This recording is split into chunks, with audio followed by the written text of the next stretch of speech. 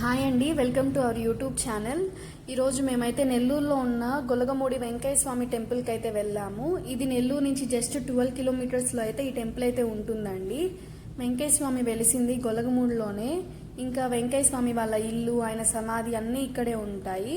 ఇక్కడ 365 డేస్ నిత్య అన్నదానం అయితే జరుగుతూ ఉంటుందండి. కరెక్ట్గా మేము అక్కడికి రీచ్ అవ్వగానే 12 అయ్యింది. కరెక్ట్గా అదే టైంకి హారతి అయితే ఇస్తున్నారు. మామకాభీష్టదాయ మహితమంగళం చారు కుంకుమోపేత చందనానుచర్చితాయ హారకటక శోభితాయ భూరి మంగళం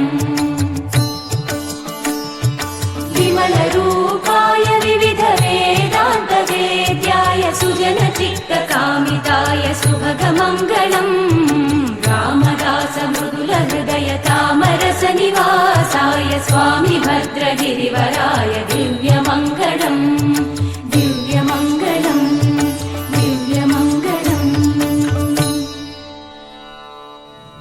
మేమైతే హారతి అయ్యాక దర్శనంకి అయితే వెళ్ళాము. క్యూలో ఇక్కడ ఎప్పుడు క్రౌడ్గానే ఉంటారు.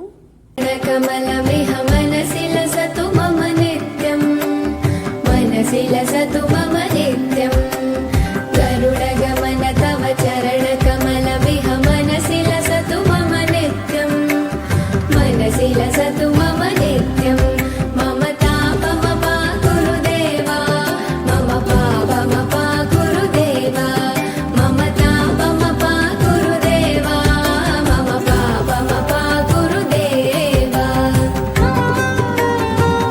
చరణ కమల విహ మనసిల సతు మమ నిత్యం మనసిల సతు మమ నిత్యం గరుడగమన తవ చరణ కమల విహ మనసిల సతు మమ నిత్యం మనసిల సతు మమ నిత్యం మమ తాపమ పాకురుదేవా మమ పాపమ పాకురుదేవా మమ తాపమ పాకురుదేవా మమ పాపమ పాకురుదేవా.